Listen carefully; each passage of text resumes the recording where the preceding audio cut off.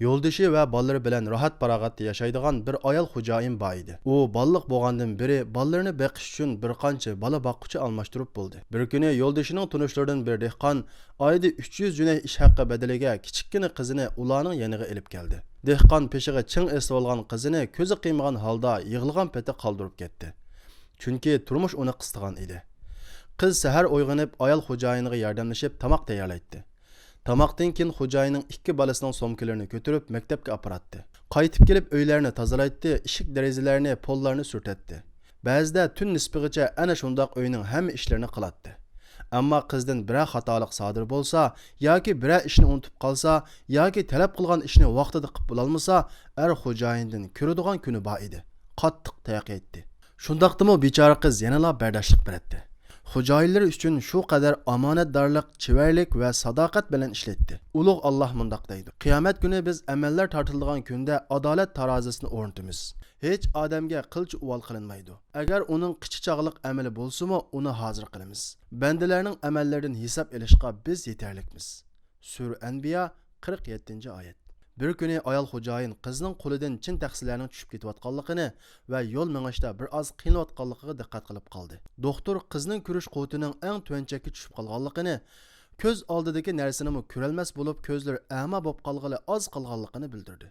Ahvol shundoq bo'lsa-mu, xo'jayin uningga qilchimi ich og'ritmaydi. Bir kuni qiz tuyuqsiz uydan chiqib ketganicha qaytib kelmadi. Biroq ayol xo'jayin bilan yo'ldoshi qizni izdabmi qo'ymadi. Yillar o'tdi.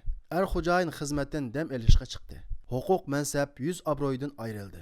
O'g'limi universitetni bitirib xizmatga chiqdi ham to'yini qilib oldi. Ota-ona o'g'lining uylanib olganligidan to'limi suyundi. Oylar o'tib kelinning homildor ekanligini bilganda ularning beshi ko'kka yetdi. Vaqt soati tushib kelin bir o'g'il tug'di. Afsus bu vaqt tug'mi ama edi. Bu ish hammaylarga to'limi og'ir keldi. Ular bu vaqtni ko'rsatmagan doktorxona qolmadi. Biroq hech qanday foydasi bo'lmadi. Doktorlar ularni xotirjam qilib, kelinning yana homildor ekanligini aytdi. Ikkinchi bola tug'ilib 7 oydan keyin ular bolaning faqat bir tarafga tikilib qarab, boshqa taraflarga qaray olmaydiganligini bilib yetdi. Xo'jayinning ichi titildab ketdi. Oxiri nervisidan chatoq chiqdi. Davolanish uchun nerv kasalliklar doktorxonasiga kirib qoldi. Ayol xo'jayin bo'lsa uydan chiqqisi kelmaydi. To'limi g'amkin, doim qayg'uratdi. Bir kuni u uydan chiqib ketgan hiliq qizni eslab qoldi va o'z-o'zidan so'rashga boshladi. Bizga kelgan bu peshkanliklar u qizga qilgan uvalchiligimiz sababidan Allohdan kelgan jazomidu ajaba? Bir mezgil izlab so'rab yurib, oxiri u qizning ma'lum bir masjidda xizmatchi bo'lib ishlayotganligini bildi. Uning bilan ko'rishib, keyingi kunlarni birga o'tkazish uchun uyga qaytirib elib keldi.